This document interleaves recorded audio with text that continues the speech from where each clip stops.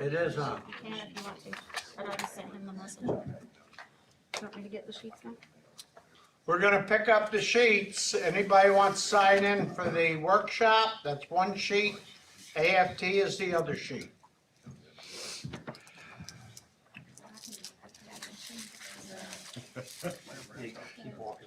I don't know.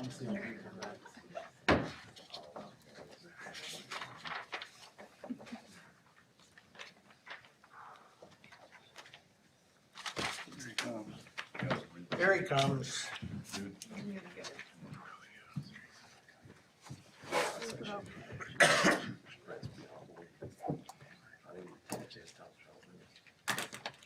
We're good. That's all he said. Careful what you say on the speaker. Okay.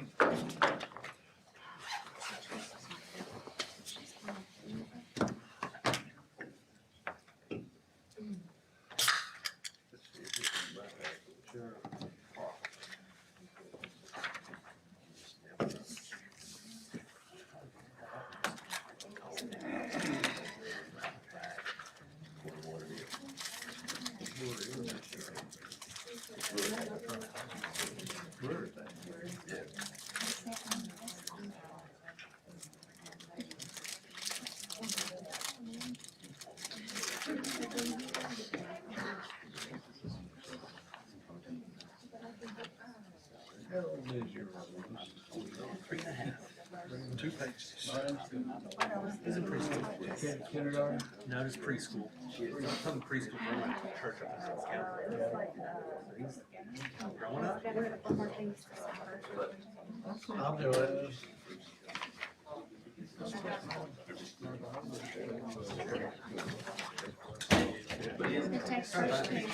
Yeah. What you want things so we can hear you instead of bucket up. Back up. He's a great one. He's a great one. Oh, 2 pages. He's a great one. The little girl turns, the girl turns 1 this month, the 25th. I'm done. 2 and done. Yeah, I've heard that. Medical ways to fix that. The girl, she's a little weird. Look how she drinks her drink. Puts it upside down. Her daddy is. He's a good one. Weird out anybody. Pretty much. Wait, you keep that one.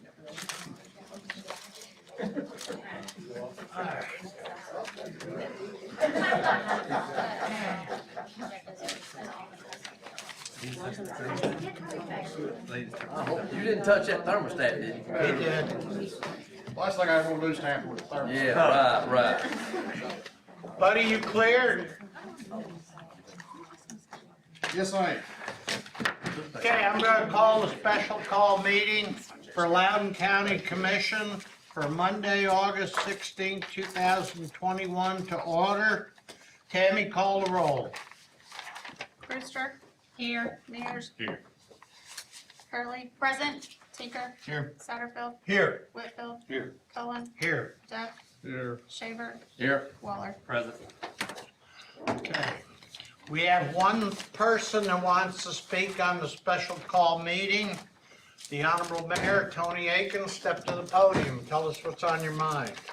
Thank you, Mr. Chairman, and I won't take up much of your time. Obviously, I'm here to speak in favor of support and hoping that you all will pass the resolution to enter into an agreement for the adequate facility tax at 12.5% for the next 4 years. Let me say this, we all know how politics are, so I don't I want to get this out. I received the resolution from the county mayor Monday before city council meeting, and so I added it to the agenda Monday night at city council and asked them to concur upon your all's approval of the resolution. So I wanted to make sure that you do that. But with that being said, I would ask that you consider the resolution and hopefully pass it where we can get on with doing the people's business, what they elected us to do. Thank you. Thank you, Mr. Mayor. Buddy, you want to take us through the resolution?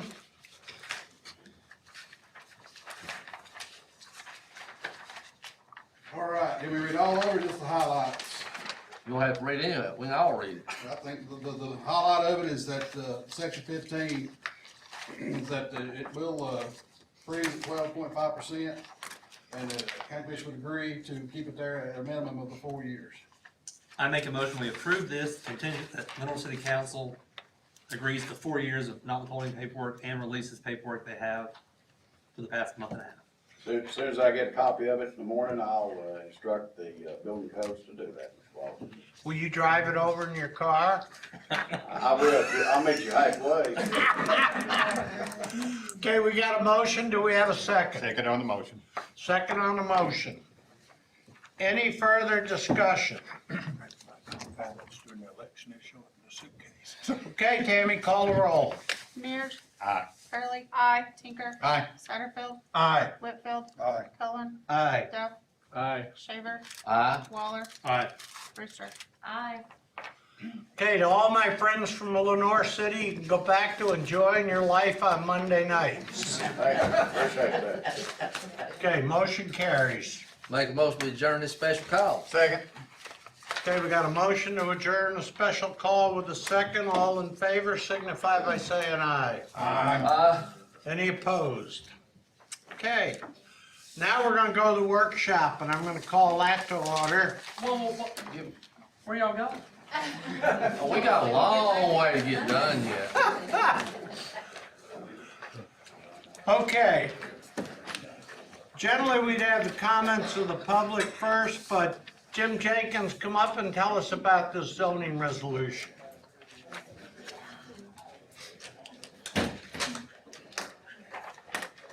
This is a resolution amending the zoning map of Loudon County, Tennessee pursuant to Chapter 713-7-105 Tennessee Code annotated, rezone from A1 Agricultural Forestry District to R1 PUD Suburban Residential District with a plan unit development overlay.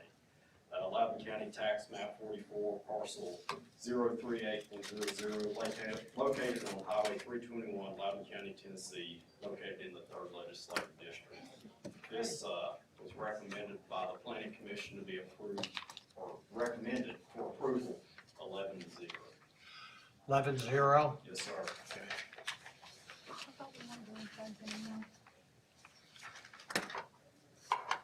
Coach Satterfield, any comments? This is a non-voting meeting, isn't it? Yes, it is. This is for information. Are we going to have public comment before this? I'm gonna call it right now. Okay. I just gave you an opportunity for any comments. Well, like I said, it's been to the zoning commission. They approved it unanimously, but that was for zoning only. They haven't anything been approved to build.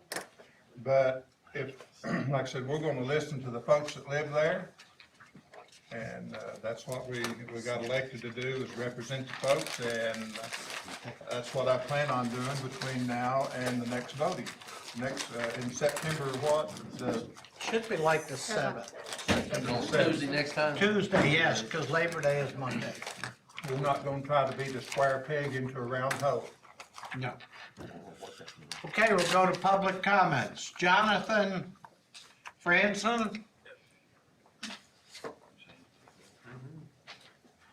Spell your last name for us. Franson, F-R-A-N-D-S-E-N. I'm here representing Cook Brothers Homes to answer any questions that kind of pop up.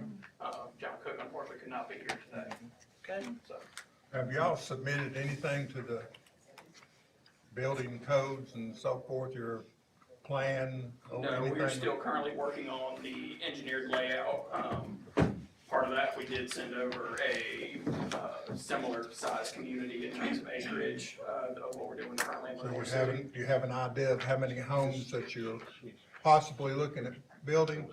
It would vary, it varies greatly depending on what is going, how that topography ends up laying out and how much dirt you're having to move around. And the entrance and exit to that property is all gonna be on 321? Yes. That's a kind of a narrow corridor, I mean, but I understand, but, so y'all haven't done any work on if you build retention ponds or anything like that? We will, per planning commission's requirements, we would have to keep all water on site as it is. We can't allow water. Well, we're gonna have to take into a large consideration the folks that live there, if, you know, how they feel about it, and, that's, will be how we approach this, so. Thank you for answering my questions. During your planning, will you allow time to have a community meeting with the individuals prior to doing anything? We will try to do as much as we can, but obviously the longer that we keep carrying stuff, that ends up, that carrying cost is there for us as well.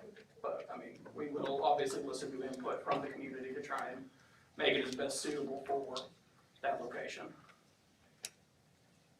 Who's the engineer on this project for you guys? The engineer probably will be very similar to who we're using on our North City community, which I believe is Sterling. Yeah, Sterling Engineers. They're currently the ones doing the engineering for us at the Haven Hill Estates in the Grove at Haven Hill, which is in North City. Have any of the folks that live in this community contacted y'all about this? I wouldn't be able to answer that one right off the bat. Okay. And will this development have any commercial? No.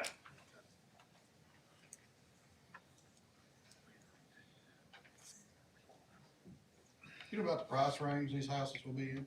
Price range will vary, but probably somewhere from the 300s up to the 500s. Similar to Motley, I believe y'all are doing some work there as well. Mm-hmm. A lot of it will just depend on the pricing of lots and everything like that. Well, I can tell you right now that the feedback, I wish I'd have got it sooner, but anyhow, I've had in between meetings today, people that I've talked, you know, phone conversations and so forth, and, you know, their concern is, we don't want to become like, if you drive on up the road into Maryville and Blount County, where they have literally built houses and condos on top of each other. Mm-hmm. I think somebody mentioned it, that Californication of Loudon County, and that seems, I mean, that is I thought probably this group's here, their number one concern there is that, of that kind of growth and that kind of houses building. But, I mean, this is and just from a perspective of coming from out of market and stuff, at 2.5 units an acre, that's a fairly low density community.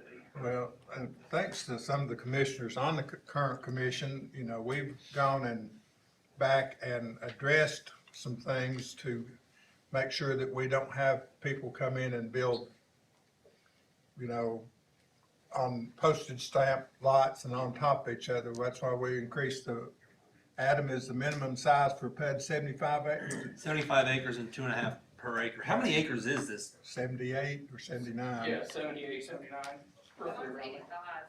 Huh? The paperwork says 85. That's why I was confused. It says, here, the most recent survey I've got is 78.7. Okay. That's what Mr. Cook had told me, 78, so I don't know, but that's, but Jim? yeah, go ahead. Can you explain the difference, Jim? 'Cause I got 85 and then a couple of people have 78. And Can't see anything. they had a recent survey done of the section that is on itself on that side of the road, and there's some parcels across the road that increase that acreage. But their actual survey of this parcel is I think around 78 acres. Oh, it goes across the road? It does, yes, sir. Is that There's a couple usable? parcels. Is that usable land across the road? Does that count No, in they're not this? counting that in that. That's been segmented off, but it hasn't went through all the process. And, therefore, but they do have a survey of this tract that meets the minimum standards. That's what they're gonna use. So that 6 or 7 acres will not have a PUD on it. No, sir. And it doesn't calculate into the 2.5? No, sir. Do the owners of this property live there? No, I believe from what I've been told on that property is that this was a property that was handed down to them through the family. Do they live, you know where they live, Chipper? Do you know? Yes. Where do they live? They live in Loudon, the In computer Loudon? on it now, yes. That was the Russells and the lady was was that Debbie's sister? Yes. That's Yeah. Dan? It's That- that, her- Their family. Okay. Is the sale of this property contingent on your approval of this? Yes.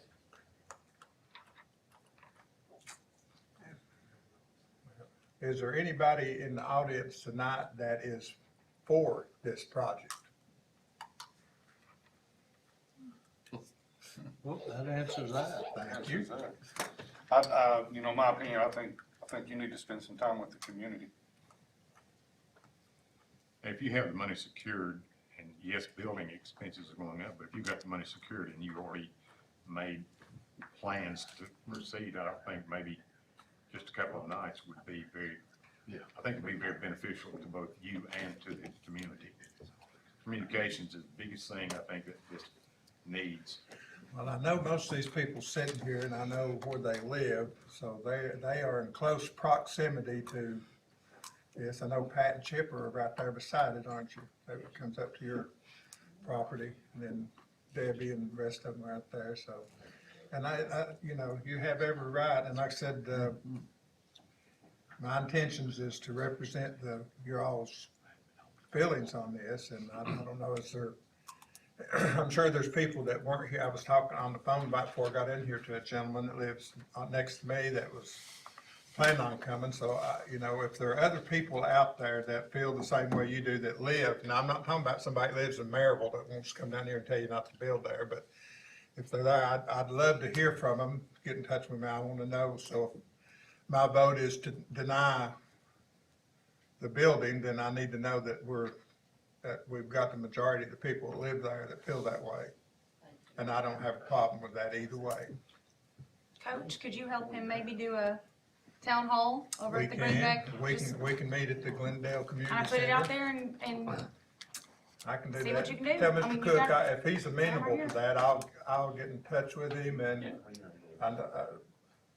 Chipper, can I call you and you get with him? Okay.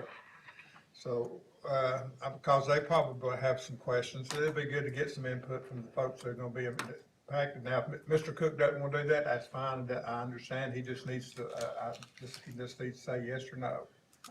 Okay? Sir? Thank you.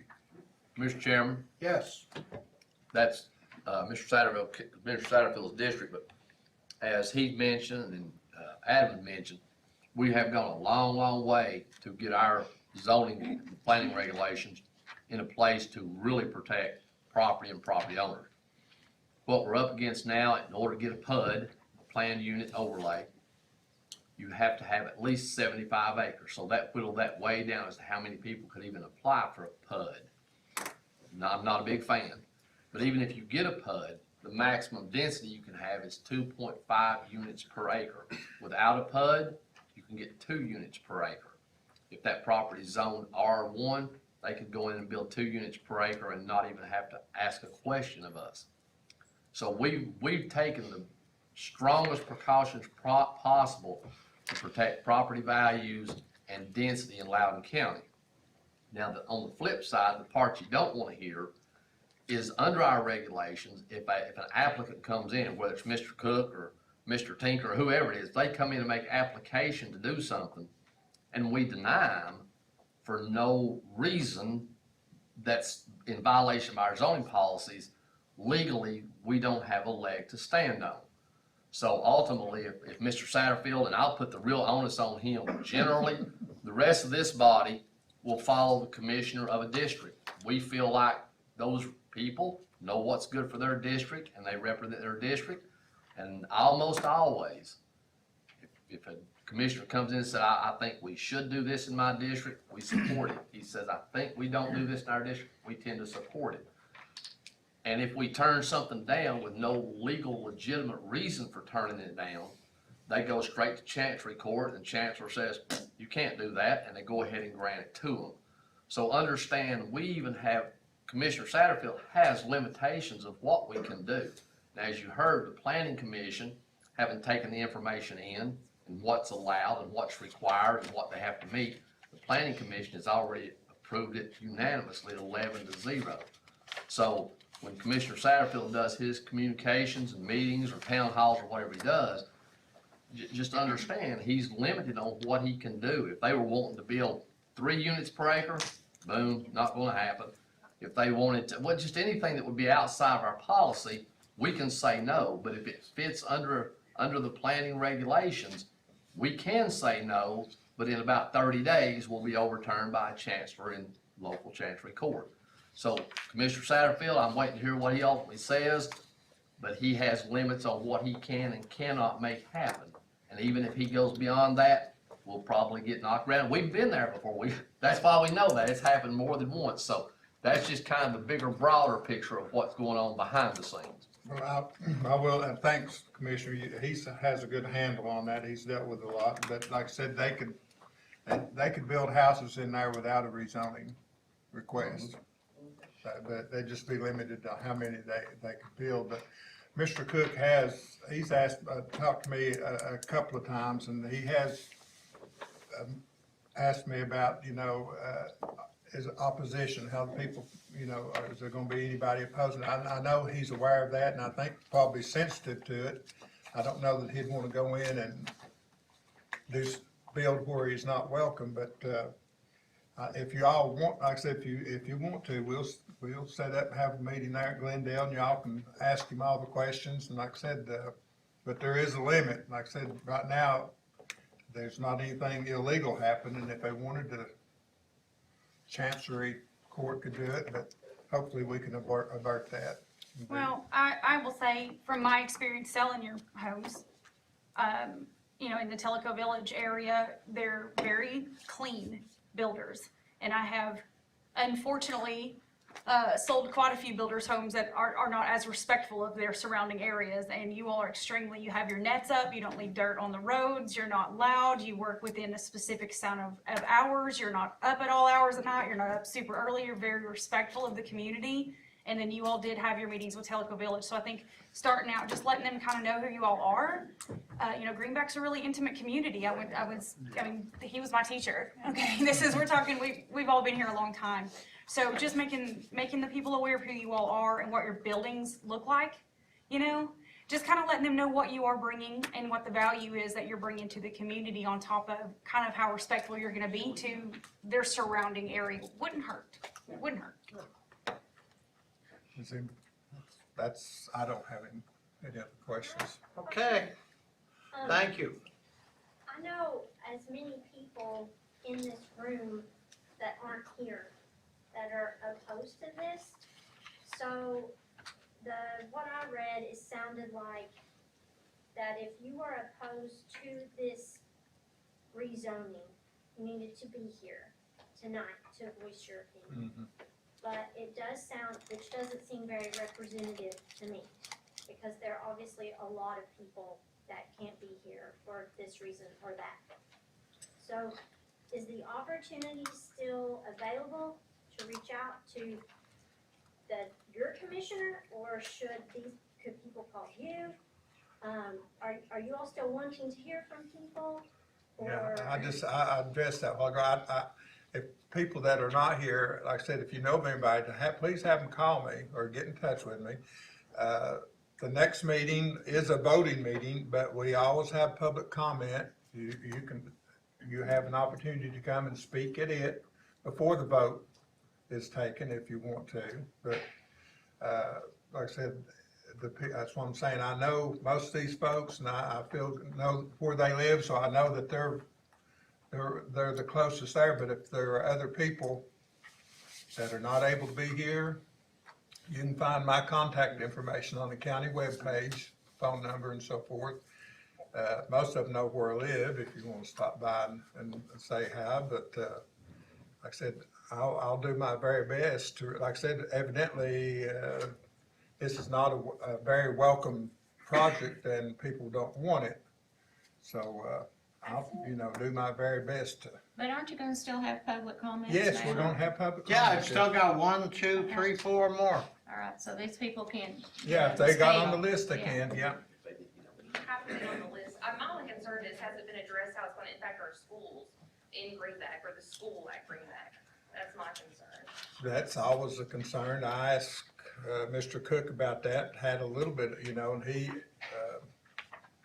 he said, but usually the price range that these houses are going to be built in, they're more aimed at retired couples, people that don't have families, and so not saying that there won't be, But, we've talked about that a little bit. Any kind, as building is gonna impact the schools. Now, whether they choose to go to Greenback, they're right there on the 2 or 3 county line, with Greenback, Blount County, or Lenoir City, they can go to. Lenoir City takes a bunch of out-of-city students, so they can go there. But yeah, that is a problem. If there happen to be a lot of kids come in, then, and they chose to come to Greenback, then the school board have to make plans and have to see how much room we've got. I know every grade and every room at Greenback is not full.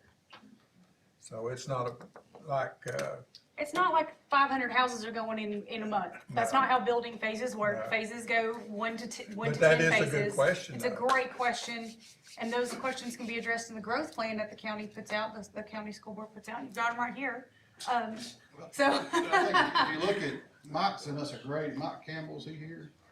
Yeah, Yeah, he's You know, around Mike the sent us a corner. great email today, the houses that we've seen over the last 10 years in that range are typically 2 persons, which is a husband and wife. And typically, but that pretty close, Mike, houses in that range over the last decade have typically been, more so than not, been 2 people homes instead of necessarily families. What he said now? We just ran today when we released, were 3,026 new homes over the last decade added to Loudon County. And the census numbers are right at 6,000 increase in population. the only thing that mitigates that right now in this climate is that the outrageous number of people that are leaving states like California and New York and New Jersey and so forth at any cost. And like I said, so I'm not gonna sit here and say that everybody that buys, if they build houses, everybody that buys that house is not gonna have kids, cause I think people are wanting to get out of some of those places so bad, and bring their family with them, so, A lot of retirees. yeah, retirees, but then there are families that are moving. Like I said, I got a text today from a guy that had moved here from California, said he sold everything he had, packed up lock, stock, and barrel, and moved here to live, and he liked it the way it was. I think the term I said was Californication of Loudon County, so I know there's there are legitimate concerns, and there's a lot of building going on in Loudon County, and the question about the schools, I'm interested in too, because some of our municipalities are building at breakneck speed, and I think that's gonna, hit the school system like a sledgehammer between the eyes here before they know what's hit them, so. I think they progressive, aren't they? They're progressive. Well, I'm gonna be not, but anyhow, I'm anxious, like I said, we're gonna get this thing ironed out. Like I said, I don't have a problem voting no or whatever, the majority of people, that's what you all want. But keep in mind what Mr. Schaefer said, that we're not the final vote, but we are a hurdle. As the mayor said, our main buyer price point that we do build towards is the more retiree, empty nester. Your average price point in Tellico Village is what, $485, if I'm not mistaken? Somewhere around there. $485,000. So tipping on the luxury price point, if building costs continue to increase, you'll hit that 500,000 plus mark. So it'll be a luxury pricing. You should be. So I would say that there'd be a very small amount, regardless of Californication or not, that would be jumping at a $500,000 deal. And again, when that concern comes up, I hope that you all are able to get with the commissioner here and get a public in Greenback. Like, I think that would be really and truly, not only people that signed up tonight, but a lot of people that couldn't be here to have a meeting with y'all, and Mr. Cook as well. And sometimes it makes, even if it doesn't necessarily turn out the way everybody wants, sometimes being heard goes a long way. I think that would be a very prudent move to have the community. I think that's the most important thing you can do before our next meeting, is to take the time to meet with this community, sit down, understand their concerns, and understand where they're coming from, and figure out a way to make this a better community if it's possible. So I think you have to listen to these folks. There's one thing, this may come, I'm not trying to be funny, but I really think that Mr. Jenkins needs to increase the size of the zoning signs change. I got a text that, hey, what are they rezoning over in your district? And of course, that's the way I come. Every time I come this way, I come Meta and down 321. So when on the way back, I had to slow down to see the sign that was stuck in the wind. I think it needs to be a bigger, more visible sign so it doesn't sneak up on people, because I had to go by 2 or 3 times to actually find it. I will need an increase in that line item, Kelly. There you go. We can do that, but I'm not kidding. I mean, We'll check on that. I think Van was the one that mentioned it to me, and I said, sign, a rezoning sign? I didn't send that, so it took me a while to find it. It was stuck down there in the ditch. Yes, sir. This is a very, well, it's not the same, it's a very similar situation one Commissioner Whitfield had. Sure. With a cell tower. Sure You know, did. they met all the regulations And I couldn't, and and the rub was the community showed up. hadn't been listened to, and they felt like, here's this big old conglomerate coming in here to Loudon County and gonna shove this down my throat. And I just don't think that should, I just don't think it should happen.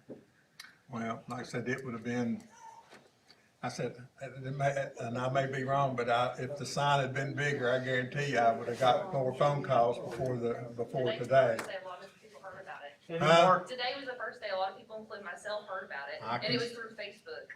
I can see that. Like I said, so that makes me, well, anyhow, let's work on bigger signs then. Yes, sir. Any more questions for Jonathan? Can I ask one more question? If the property is not rezoned, then what?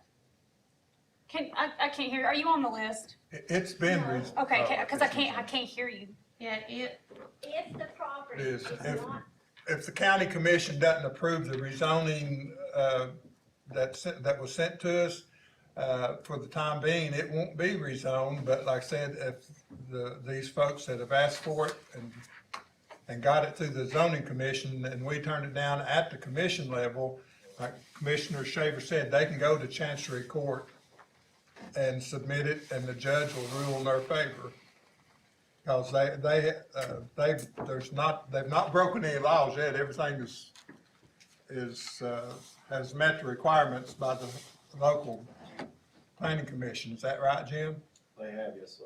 But even if it stays A1, that's 1 per acre. And Yeah. discount for roads, you're still gonna get 63 houses on it if it stays A1. Yeah. I mean, I don't know. Well, you gotta take out your road signs. Roads, sidewalks, playground, clubhouse, swimming pool, green space. It just So depends on what the owners of the property want to do. Right. So if it's not approved, it's gonna probably end up in a lawsuit. So the best thing to do is for everybody to sit down and try to work out an agreement that everybody can get along with. Or Mr. Cook may decide to build somewhere Or he else. may decide to just say, I'm done and I'm going to Maryville. so basically, if it isn't rezoned, there could be 1 house per acre? Is that what you're saying?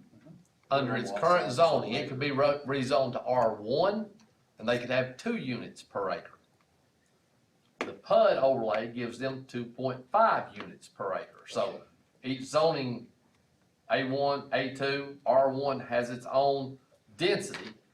The PUD just allows you to go slightly over the zoning regulations. So 2.5 with a PUD, 2 in R, 1 in A.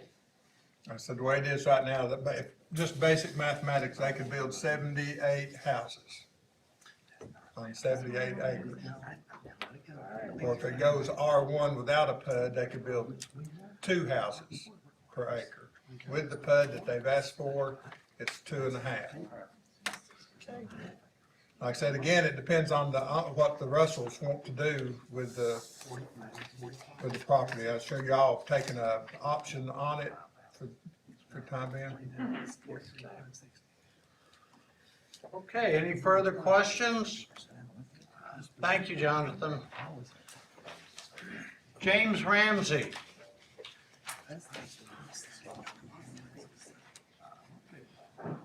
Thank you, Mr. Chairman.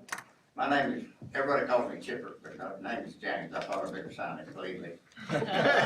I'm just here to express my concerns, and that's all. And however it turns out, fine, y'all have to do your job, I understand that. To talk to a couple of items that have been discussed already, the cost of housing, and people moving from California. I know a guy, he's in South Knoxville, right on the Melville line, who just sold a house and almost, well, little 5 acres for almost $1 million. The people who purchased the house are in their middle 30s. They're coming from California. What's happening, the value of real estate in California is 100 times greater than it is here. It may be artificial, but they can actually sell their property, come here and pay cash, and oftentimes will buy houses at above the asking price just to get the house. And these people have children. And I'm afraid that that's not gonna stop anytime soon. My second concern is, this sewer line is just in the process of being installed. And I'm afraid this subdivision will be the precursor of things to come. We live in a beautiful county. I mean, our area is agricultural, there's houses, there are quite a few houses, but they all are with a fairly significant piece of land. And I personally don't want to see it to change, that may sound selfish. And the second concern I have is when it's developed, there's some sinkholes on this property. There's one big sinkhole on this property. What kind of provision is going to be made for that? You know, my land, or our land, or our family land is on the east and north side of this property. We join it on the east and north side. And some of it slopes down into us. So it's not enough just to put up a silt fence. You gotta have a good grading plan, and dig that silt fence in like it's supposed to, and put those basins in like they're supposed to be, or you won't accomplish your purpose. So I just basically want to be on record as saying, I, as an adjacent landowner and a member of the community, I oppose this subdivision. Thank you. Thank you, Thanks, Mr. Chipper. Ramsey. Bud Slant? Why they call you Chipper? I feel like I need to know. Before I was born, there was a comic. I feel like I need to know this story. Before I was born, there was a comic strip called Gasoline Alley. I was born in 1945. The lady in the comic strip was pregnant, and they called the baby Chipper. Okay. So they called me that because my mother was pregnant with me at the same time. I like it. There you go. Is that right, Pat? Is that a true story, Pat? I don't know, when was that born? Yeah. It is. Come on up.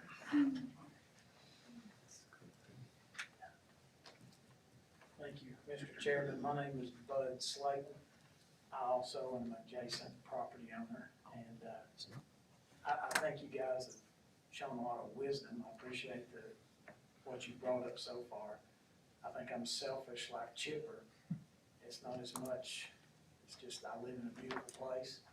I turn my dogs loose and they stay on my property, but you know, we all take care of each other. We've got cows and horses and this, that, and other, and I moved as far out of town as you could possibly go without going into Blount County, and now that's gonna be town, is what it looks like. So I do have a couple of questions. Mr. Shaker done a really good job explaining, but when it says 2.5 units per acre, now, I know a little bit about this because I'm a civil engineer and have done some of this work, but when you take sidewalks and roadways and you take, you know, the water retention ponds, detention, I don't know the difference between those, but anyway, that reduces your acreage. Not really.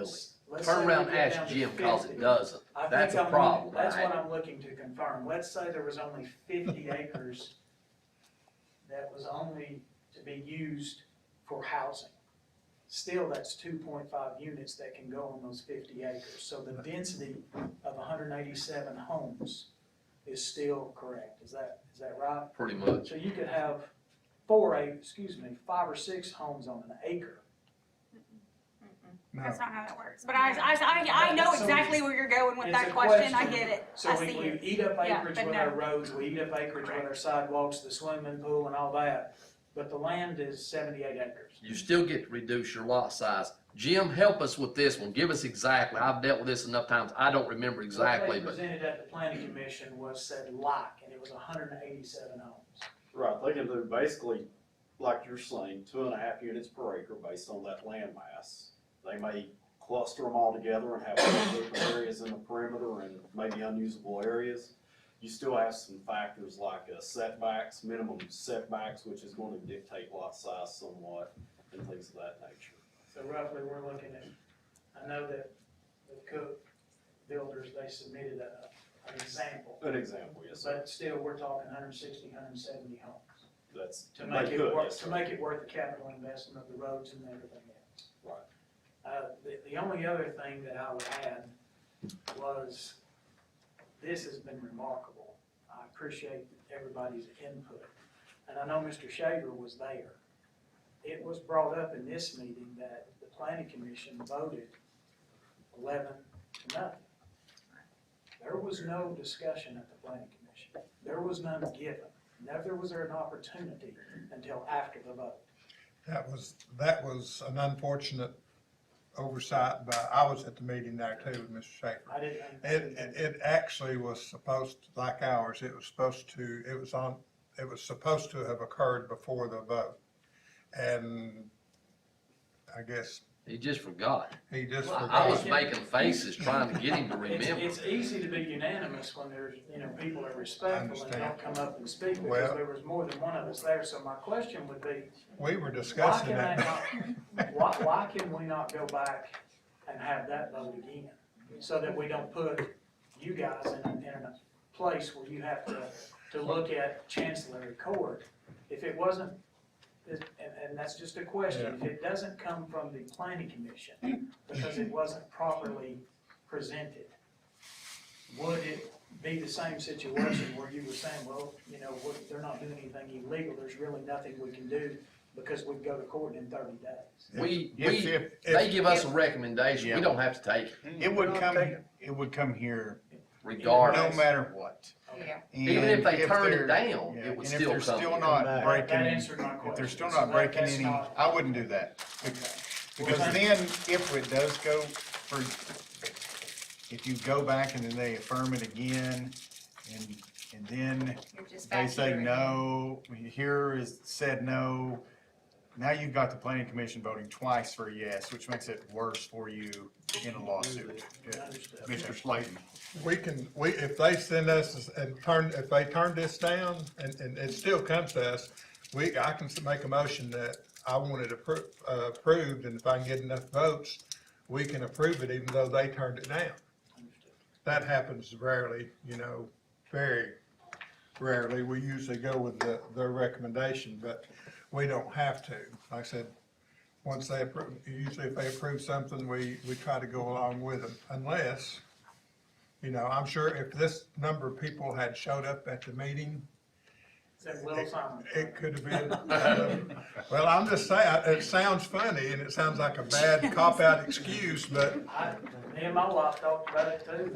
did you see, it took me a while to find it. Well, they're posting the internet signs that are the same size all up and down the road. They posted them in our driveway also. So why would you not think it was I a know. high-speed internet sign? I'm just saying in the future, in some areas, maybe not all, but in some areas, the sign needs to be bigger. I did not find out from the sign. I found out from the surveyor that was there, that was using my driveway to survey the property. That's the only way. Mr. Slayton, Yes, sir. sometimes the commission is based upon things that we totally object to. As an example, cell towers were mentioned back in, I think the date was 92 or 94. FCC did away with deregulation. Communication, airline industry were the two that were most affected the most. And there are a lot of things we do not agree with, but there's not anything we can do. If we do agree or disagree to it, we're gonna wind up in court, Understood. and that's sad. And I respect you and the other men and ladies that have spoken. I'm not against you. I appreciate you letting me But speak. that doesn't mean you have to roll over and take it. I called the commissioner on the planning commission, and he told me the same thing. I'm not for it. And then he voted for it. Well, no, he made the motion to vote for it. So at least you guys are honest in the fact you're saying, I'm not, maybe nothing we can do, but we're listening to you. I appreciate it. One last question. Is it possible, because I don't understand the HUD exactly, but there are different levels of zoning. So are you able to approve a lower density level of zoning in place of what's been requested or recommended by the planning commission? That's a good question. Jim, could Commissioner Satterfield sit there and say, I approve this PUD contingent on no more than 100 houses? I'm not sure about that. That becomes a Bob Bowman question, though. Yes, it So- Probably does, one of the because we big have zoning that allows, I've seen in the past, we don't need any anymore, used to in the past, when they did a PUD, they would state the density per unit in the past. We ceased doing that because we've established a 2.5, which took care of most all the concerns. I want to be real clear from my conversation. I think everybody understood. I'm probably known behind this table as the most anti-developer commissioner that's ever lived. I've got a Cook Development just upstream from me. If you want to hear about my opinion about Cook Development, that's neither here nor there. Yes, it's going to impact schools. It's going to impact everything. It's going to change the neighborhood. It's changed my neighborhood. It's devastating to me. I despise seeing what it's doing in our communities. But at least out here in the county, we've got at least a tad better hand on it than some other places are doing, where they're just letting absolute anything go anywhere. We're not letting them do that. At least we've got ours better than that. Yeah, all our neighborhoods are going to change, like it or not. It may not be Cook, it'll be somebody else. It's the sewer's a killer. When sewer comes into a rural area, it's a destroyer, absolutely destroyer. Without sewer, man, nobody wants to come build density. Sewer is what opens the gates. It's devastating to a community. I know that's, thank you, sir. I know that's what the workshop is for. I participated and came to one more where you look for ideas. I'd be interested to know if a different recommendation could be made, that it didn't have to be the maximum just because it's allowed at 2.5. That changes density somewhat. I think that would have to come from the requester. I don't think we can give them a multiple choice, whoever making the request. Now, we could tell them, I mean, they might come back and say, well, if they don't like that, there might be a number that they would be comfortable with, but I don't think the county assigns density or in that situation. It's whatever the regs and rules say, and right now ours say 2.5. And that's what the rules are. He named out, Mr. Shaver named out the zoning. There was R1. A1, A2, R1 with a PUD, commercial, industrial. But the residential stuff's agricultural 1, agricultural 2, residential, and residential with a PUD overlay. PUD's what this. So you can't take, you can't take the planning commission's recommendation of R2 with a PUD and come back and say, no, but we would approve A2 or R1. I don't think so. No, I understand what you're asking. I don't think we can. And that could be. That would lead to some major conversations later on down the road, one, legally, and two, we could reset at some point, maybe look at changing those same things that he just changed. Like, he's been working on that for 3 years of zoning regulations. So I understand where you're coming from. And one of our biggest, I remember 3 years ago, we sat and talked about it, and I said, well, why don't we just only allow PUDs if they do this, this, this, and this, just not in our scope. But what he has done is change it at least to the 75 acres, which eliminated a massive amount of opportunity for people on 5-acre PUDs that were just destroying Loudon County, And honestly. with the PUDs, you get, amenities there's or other something. things Yeah. that come along with it that the community would not have without the PUD. That the The development, not not the designation. The development, Right, some of the but- nicer things. Yeah. Right, inside the development, but that in turn affects the community, as well. Sure. So that's what I mean by in the community as a whole. Mr. Cook, if he gets denied, he can go back to zoning and make another request if he wanted to go with a different zone, if he wanted to go R1. Or R, he can go back, and if he wants to build there, and if he thinks that there's middle You could, ground. but there's only so much money you're willing to put in infrastructure. Well, Absolutely. That's gonna change whether or not he's interested or not. But I wouldn't sit here and say, we're not gonna approve it for this, zoning, how about trying this, and we don't do that. They'll have. We have to be consistent. We have to treat everybody the same when they come in here. We either approve them or we don't approve them. And I'll be clear, we've gone to court more than once. It's been a few years since we've had to. We've got a lawsuit or two pending right now, But if Mr. Satterfield comes in and says we don't want it, and we deny it, and Mr. Cook wants to take us to court, we've got lawyers, we'll answer in court, we're representing that whole side of the river over there. It's your tax dollars, my tax dollars, part of our job is to represent our constituents, so we'll go right over here to the old Loudon building, we'll stand right before the chancellor and say, Chancellor, the neighborhood didn't want it, the chancellor will say, you can't turn it down for that, granted, and he'll give it to him. Now, whether or not Mr. Cook would want to take that challenge or not, I have no idea, but we know that's how it happens, we've been down that road more than once. But we'll stand with Mr. Satterfield what he says. If he wants to buck it, we'll buck it. Commissioner Satterfield, I'll buck it. I thank shouldn't you say for we. I'll. representing us. Thank you. Well, like I said, I'm not gonna sit up here and make you take something, like I said, that's one thing I like about our country and where we live, we are free to disagree and to fight for what you want. We don't always win them all, but. We don't wanna fight, we just wanna.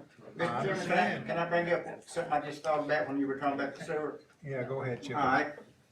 Most of these people saw the sewer line go in. It's a relatively small line. It looks like most of 6 inches, it might be 8 inches. I don't know anything about the carrying capacity of a sewer or how you find out. But I don't think that sewer will support us very many subdivisions this size like that. And the company, I think I'll wait for friends.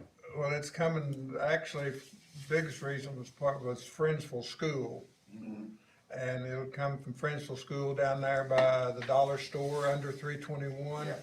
And TAS, it'll be going to TASS, Telco Air Services. And I assure you that the line they're putting in will more than carry everything that's coming its way. It'll be, like I said, part of it will be pumped, but like I said, it will carry it. They must have a big pump. They do, they do. And a grinder, you gotta have a grinder to go with it. I will say this, we just increased our PUDs from, right before I got here, from 8 per unit, so now we're down to 2.5 per acre. 8 per acre to 2.5 per acre. Yeah. And used to be able to have one that was like 5 or 7 acres, and now we're up to 75 acres, so just. Yeah, we're just Yeah. slowly, but, yeah, like I said, they used to, they could stack them in here like cordwood, but, Okay, Aaron Ameling.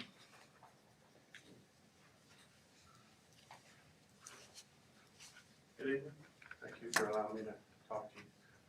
My name's Aaron Ailing. I'm a local resident. I'm new to the area. I've only lived here 10 years.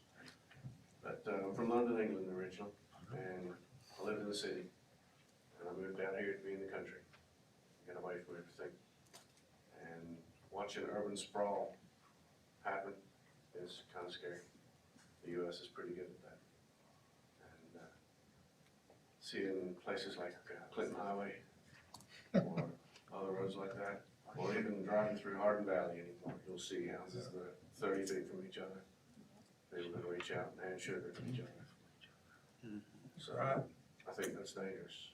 I'm sure it's coming. We've got a water line that's 12 inches wide going down the road and a sewer line on the other side of the road.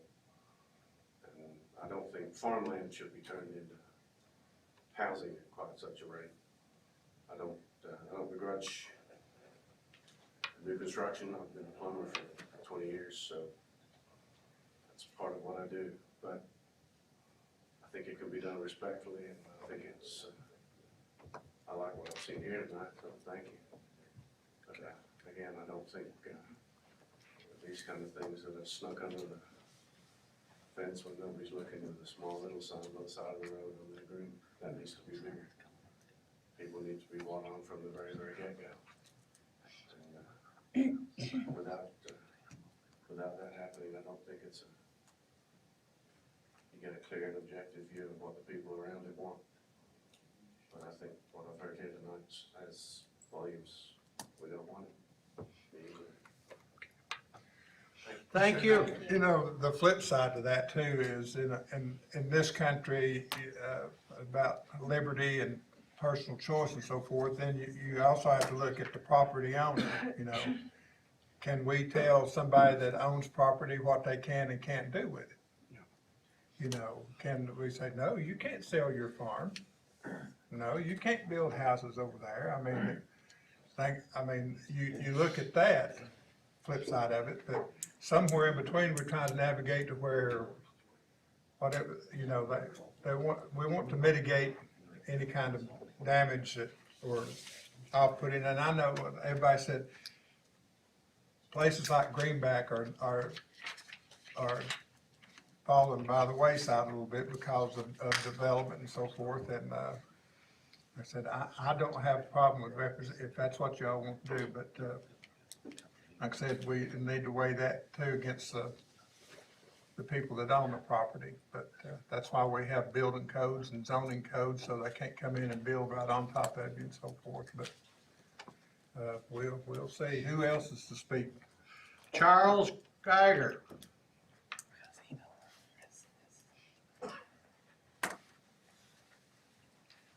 Good evening.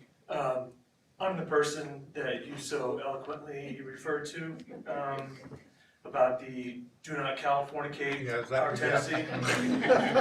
Yeah, it's right up there on the south side of 321 as you're going through Lenore City. And, you know, I hear a lot of people worried about people from California coming out here to Tennessee and all that other kind of stuff. Well, trust me, we're the least of your problems. All right? I'm from California. I was a retired policeman from Los Angeles after 31 years. Thank you for your service. Thank you for your service. Well, you're welcome. It was a pleasure. And I came out here to get away from all that. And no sooner than I move in here, 4 months later, now they want to turn it in California. Do you live, off 320, where do you live? I live at 987 Unisha Road. Is that the little, which side of 321? Between 95 and 321, or Yes. that little snippet of road? Correct. So the sewer line came, did you hook up to the sewer line? I don't know, I just moved in there 4 months ago. Did you go? All right, that came right through my driveway. It was it was an inconvenience and all that other kind of stuff, but that's fine. But coming from where I come from, I've seen this happen over and over again. And it just destroys communities, it breaks them down, you invite all kinds of problems. There's not the proper infrastructure to deal with 195 extra houses in that particular area. You drive down the 321 every day, right? You've seen the traffic, and the 4 months that I've been here, I've seen the traffic get worse. Imagine 195 or 195 other houses on that area coming in and out of the 321. Yeah, I understand. Well, you know, from our perspective, that little road, Unisha Road, between the 321 and 95, it's already, there's cars speeding down that road every single day. Who's gonna police that area? That guy. That guy right there. Based on how much? 195 houses? How many people is that? How many patrol cars is that? Well, there'll be no extra patrol cars. That'll be We have a volunteer fire department that services our area. You just added 195 extra houses in a highly dense area. Sure did, yeah. And schools, all that kind of stuff. I urge you to not support this. If they want to go A1 and build 1 house per acre on it, that's a heck of a lot better than 195. All right? I can't tell a guy how to, who sells his house, or who buys it, how to spend their money or whatever it is, all right? Well, But I can certainly uphold our end of the bargain and not roll over and just give in and let these builders destroy our communities, because that's what they're gonna do. Well, but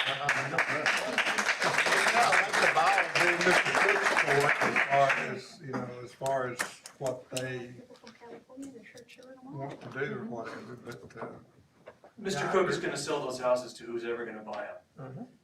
And he can tell you till he's blue in the face that, oh, the people we're seeing are retired folks and all that other kinds. Trust me, if somebody comes in, he can sell it to a hedge fund. I'm like you though, what I've seen and heard is that as far as property values, that in other states, you know, my house in California, and property I could sell for probably $250,000 maybe, or 300. If I was in California, I could probably get $1.5 million.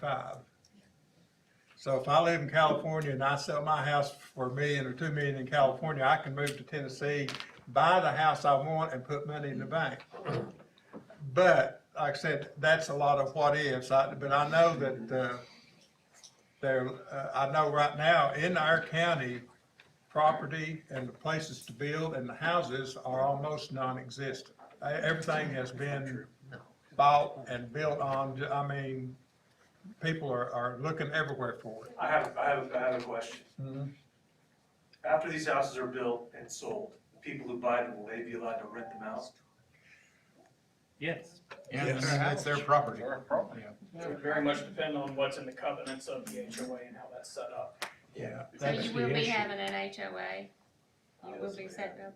I would assume that we would. That's what we've set up in all our other communities. We've set up HOAs where they join part of the master association. So and those are the kind of things you would want to discuss with them At your at your public public meeting. meeting. Well, you know, like I said, we'll have a meeting. I don't know, like I said, if you want to go somewhere where you're not welcome. And, you know, I don't know if Mr. Cook will want to pursue this. I plan on talking to him tonight after the meeting, or at least texting him, let him know how things went. But, you know, the feeling right now is, there's not a lot of support over there in it's not Glendale. I don't know what we call that area up there. Is it, y'all consider to be part of Glendale? I usually, when I get to community center, that's kind of 321, that's where it kind of. So, I mean, I feel your pain. I represent the 4th District, beautiful country, farmland, and I would be devastated if a 170 home community. 195 community home was gonna come in there. Because what's happening now is large groups of people are putting their money together and they're buying up whole neighborhoods and then they rent those houses out. But please remember, we need to have these, we are not above the law. And the I understand law- that, And the but law let's says. go to court. Make them go to court. Make them hire an attorney, make them argue it. And we have our attorneys and you know, I'm not telling them what to do. I'm just concerned about the density and the impact it's gonna have on the neighborhood. Right. And So, because, but we have to measure that between. I get that, but from what I've heard tonight, there's some shady stuff that went on here. Right. You know, I don't think it's shady. I Nobody's think saying that I would be anything very, very careful Yeah. to accuse these people of doing something Accusations you're shady. making about No, there's a little postage stamp Right. sign on the Right, side but of the road. that's that I had to- legal, that I that's had a to legal flip around. sign, we'll A talk legal about the sign? signs. That's a You're legal obviously sign. gonna get in trouble for the signs, we're gonna get you some bigger signs, buddy, all right? Let's talk about it at the next meeting. Yeah. But I don't think any elected official in this county, and I don't think any single person on that board did We never anything even heard shady about it. We never heard whatsoever. about it. We never heard I'm not about gonna the argue with zoning. that, that is not We never appropriate, heard it's not about the- appropriate. We never heard That's not about appropriate. the zoning meeting. It's It's in not the local appropriate. paper. Yeah. It's in the paper. It's advertised. It's advertised. Well, The only way I heard about it is this gentleman came up to my house and told me about it. It is in the local paper. Yes. it goes, but we only use the Herald, is that the one that we use? That's right. But if it's in the local paper, not one person from the community was at the zoning meeting? Well, Lee was there and, that gentleman there, but they didn't get to speak before the vote. Well, But yeah. I assure you, we're gonna let your voice be heard. Like I said, if y'all just wanna do that, I'll get a hold of Chipper and get a date and time. We'll meet at the Glendale Community Center and, It just Mr. doesn't Cook really, wants to come. yeah, it just really doesn't help when you know, we've had a good conversation and listen to people and try to be, you know, and be helpful. My But then when you apologies. call, when you My say apologies. people are shady, you know, it throws it doesn't, You're right, shines a bad light on everything that's happened you're right. because of what you I just just, said. I just see the pathway, the path this is going. Yeah, I mean, the path It's is a pretty pathway to clear. self-destruction is what it is. But it doesn't make anyone up here or Jim or anybody else shady. No, not at all. Thank you so much. Welcome. Thank you. Thank you for your comments. That And the rest concludes of the the public community in this area. comments. Yeah, very much so. I can assure you, all my friends from Greenback, we heard you loud and clear. Commissioner Satterfield will set up a meeting with John Cook and the crew. By all means, September 7th, it'll be back on the agenda, first thing, a public hearing. So we appreciate your comments and we appreciate your time being here We have tonight. a lady back there had a hand. Make some new signs, buddy. This lady has a question, Henry. Go ahead. I just wanted to say, I'm from California and I don't wanna Californiate or whatever. California. Californiate Tennessee, that's why I came to Tennessee, because I love what you've got. And I wanna do my part to help preserve what you have created, so we appreciate it. California doesn't have it. But from what I've heard, I think it's Commissioner Schaefer, it sounds like there's nothing we can do about the zoning. The zoning is set, the zoning meeting occurred, it's all legal, and whether it's A1 or R1, you're gonna get homes. So you Well, didn't, just before you go on, come September the 5th, Seventh. we get to decide, the county commission can deny the zoning request. That doesn't mean it'll stick, but we can deny it. yeah, but you explained. And they'll have to go, then they'll have a choice if they want to pursue And they will, because there's money in it. or go back and ask for a different zoning or whatever, but we can deny the request, and then the ball will be in Mr. Cook's court on what avenue he wants to take. But it sounds like just from. Well, yeah, you're from a right, right now, logical standpoint, there's no Mr. rules. Cook has a great opportunity to make a lot of money, and he will go to court if that's what it requires, but that wasn't my point. My point was what Mr. Shaver said, and he said, that the sewer is the open door. And so maybe what you wanna consider with your zoning is not allow new developments to have sewers. And that'll discourage, I mean, this may sound crazy, but that would discourage then a builder, like, what, we can't have sewers? Just a thought, Well, the federal government gives out the grants to put in sewer. Well, and that was the next point I was gonna make. So this PUD, I was in public education, I know how the carrot dangling entices educators to make stupid mistakes. And it sounds like the PUD was a dangle, they gave you some benefit for allowing a little bit of a fudge above the usual zoning, is that correct? What was the benefit?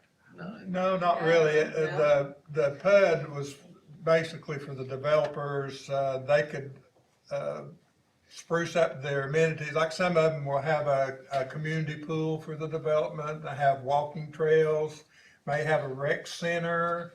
Beaver viewing trails? Yeah. Forget the beaver viewing. We even have a beaver viewing trail out in Come to the their 6th district. district. But So let me see if I understand this correctly. So with the PUD, you get to add a half a house more per acre, as long as you, the developer, agree to put in, let's say, a pool. Or just a catch basin to catch water. They don't have to put any of those things in. That's why I despise PUDs. But they do have to meet Well, okay. EPA standards. They do have to put in the catch basins. and so forth. Retention ponds, But yes. my question is, does every community have to comply with or embrace PUD? Now, every community has their own set of rules, like Loudon County's is different than Blount County's. But PUD is federal.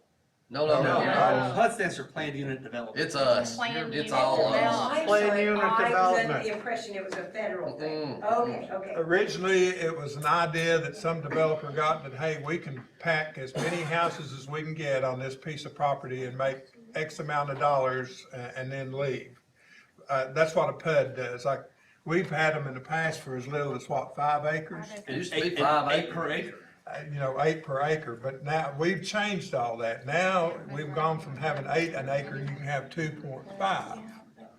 And you gotta have at least 75 acres of land to ask for a PUD. So the commissioners that are sitting right here, then they were in favor of a higher density of population? Is that correct? It's actually a lower. It's lower. But if you have 2.5 instead of 2 per acre. What we did when 4 Two years comes ago, with when we another all zoning. took the oath of office, is the first thing that we wanted to talk about was how to substantially grow Loudon County, but not like the Monroe County, which is 8 units per acre. So what we all did is look over those and we said, okay, no longer can you have a PUD at 5 acres. We're gonna make it so gosh darn difficult for these builders to come in here for a PUD. We're gonna go from 5 acres acres to 75 acres. Okay. Right? So it's I understand what your question is. It's backwards. So no, we didn't want more. We were making it so hard. Right. We were like, if you're willing to pay $6 million for 75 acres, all right, we'll, okay, you know. So if you don't like my sewer idea, Yeah. I think that got the thumbs It's down. pretty clever though. Pretty clever. Well, I'm trying. So then maybe what you wanna do is go from 75 acres to maybe 85 acres. How about 150? That's my idea. Van tried for I'm over that. 150 Okay, acres. thanks, sorry. Ma'am, can I have your name? Oh, Luann Adler? 100%. Now, ours doesn't apply to people within the city limits of Loudon City and Lenore City. They've got their own They have their own regulations. regulations and how they want to build. This is only out in the county, not in the city limits. Okay, Who else is on the list? Yep. go ahead.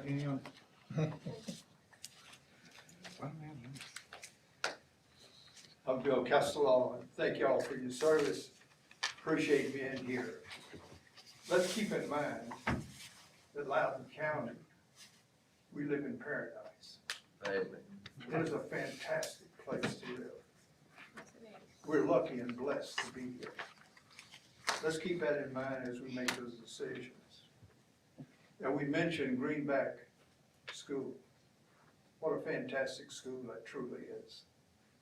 Now, we mentioned there would be a lot of people coming in here, to be sure, but it was also said they would be mostly retired people, my age, 85. We don't know that. And we don't know how many people or students that Greenback can now handle. Could they handle more? I don't know that. And I don't believe anybody here knows that. Let's just keep in mind, we're not California, and we don't wanna be. And we don't want $1 million house in California. How many of you here would like to have a house, $1 million house in California? I like to have it to sell it. And move to Loudon County. Nobody here wants to move from Loudon County. Like I said, we live in paradise. Let's protect that. Let's be aware of that. Thank you very much. Can I have your name? Billy Castellano, Castilaw. Thank you very much. Okay. We'll call that the end of the public comments. We've heard you loud and clear. Thank you for coming. Commissioner Satterfield will set up the meeting.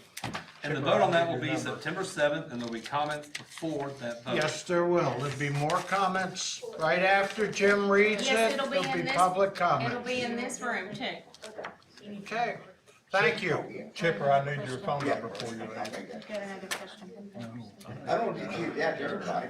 Go ahead in the back. I don't know, I think you'd be fun to talk with on the phone, friend. I want to know, how do we know when the town hall meetings are? Where will that be announced? For this project, for the folks that live there, I'm gonna call Chipper and let him send out the word. I don't know. Maybe do a Facebook post or something? You can do maybe do a Facebook post. Are you on the I Love Greenback Facebook page? I actually canceled my Facebook. Good for you. I was hoping 74 million other people were going to join me, but I did. I didn't. So, I did. but it looks like most people don't take the paper either. Why don't we try calling the county mayor's office when he gets this set up, and just call the office of the county mayor and make it. We can get it put in the newspaper also. Yeah. Okay. If you have time. I love Greenback on Facebook. Is that? Yeah, there's two groups. There's I Love Greenback, and then there's the Greenback Moms blog. And they have their own group. That's a private group, but you can join it. They approve it. They don't ask any questions. When you get set up, I'll put it on the county website. Thank you. Yeah. There you go. Go to our Loudon County government side. Okay, thank you. I'm gonna take a call for a 5-minute break. Yeah.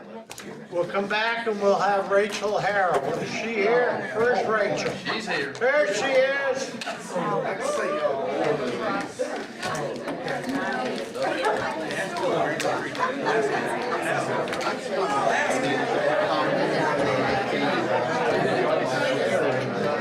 Hey, Never met you before, you're good. I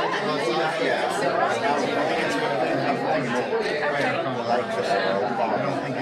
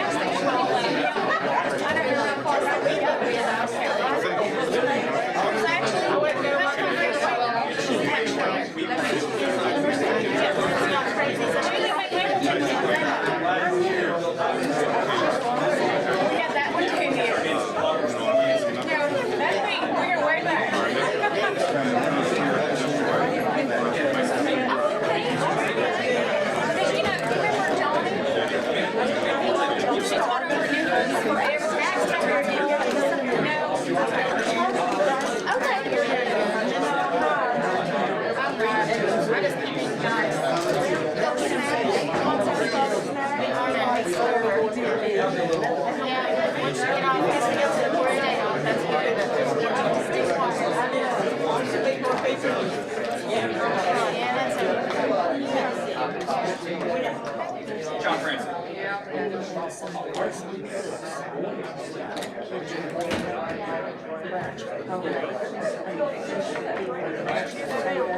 I have to pack my paper lunch registered. I can't trust, I can't, I'm not gonna pack everything.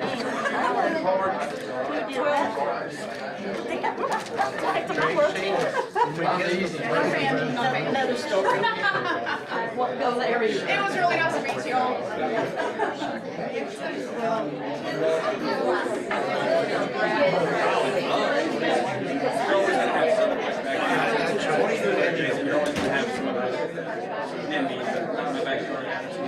Oh, he's not here. You know what I did? Can you change that thing real quick? No, I'm just kidding. That's when it was prepared.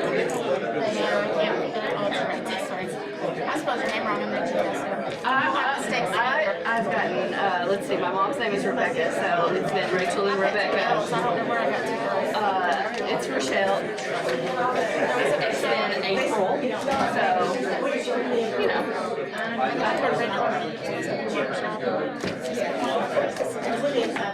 Henry worked with it. Henry worked with it. You worked with the information that you were provided. What time did you call the 5? Okay. Mr. Harold. Whenever you would like me to click the button. Thank you, I appreciate that. I'll be the clicker. We may have to, Take his notes. I dare you. Take a legislator or take this dude. You know. Please, I'll be the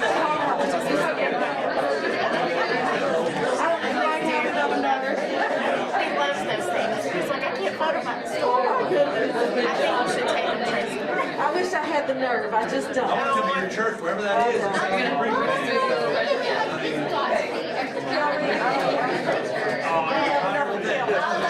take mine and you can email it to me tomorrow.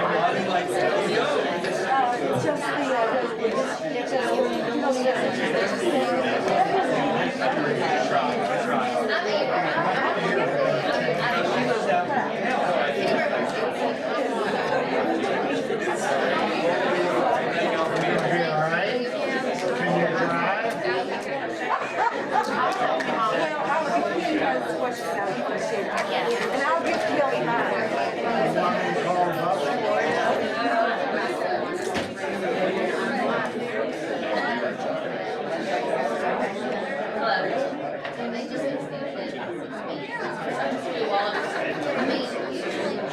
You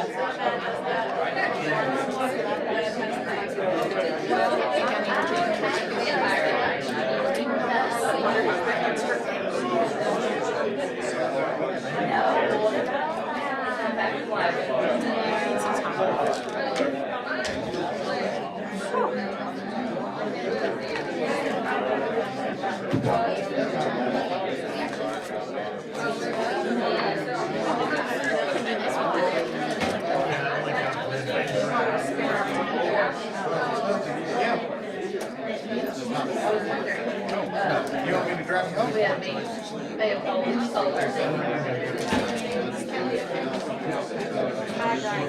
I'm getting a headache. She's going. She's got a migraine. I'm getting considered. About ready to go hypothermia. It was pretty good.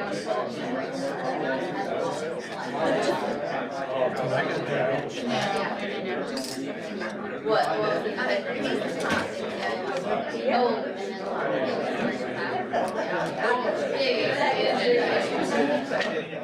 Oh, and then well, they're all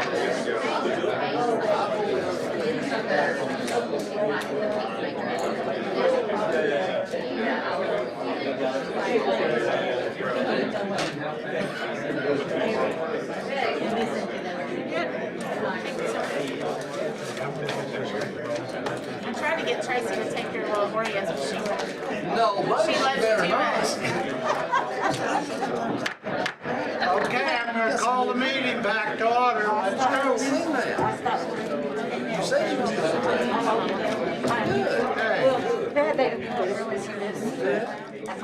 Okay. You wasting your time. You got Satterfield's tied up back there. We made up this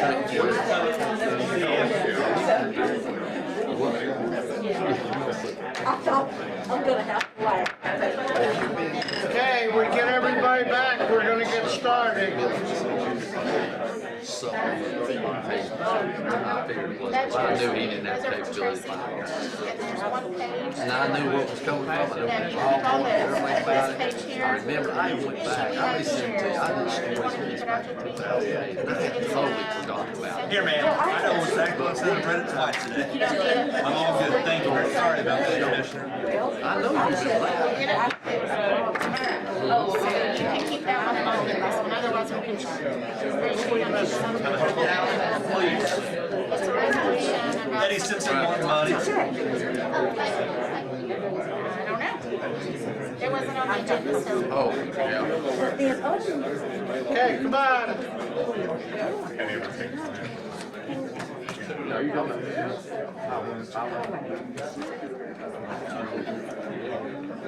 Okay.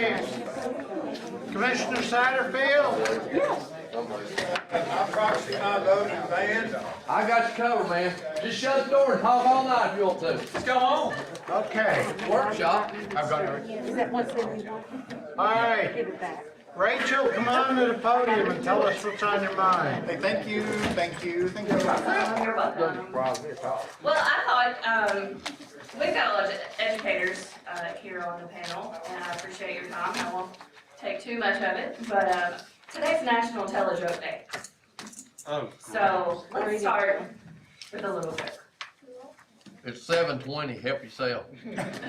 Why was the mushroom invited to the party? No, you can't tell. Make sure it's clean. Because he was a fun guy. Oh, my God. Thank you. You may want to give up your Facebook too. I'd stay with your J job though. Thank you. All right. I didn't go to college for that. No, Rachel. So, year-end, economic impact, fourth quarter of tourism in Loudon County. Yes, ma'am. So you'll see for the last 3 months, or the fourth quarter, there for 2021, we were above 70% occupancy. We have not seen 70% occupancy, and I don't know ever. Yeah, about one time, that was over 90%. So we were very pleased to see that trend, and looking forward to seeing July's numbers. That put June up 52% over 2020. That gray line in the middle again is 2020. And the top number is 2021. So year to date, so just since January, we're at 59.9%.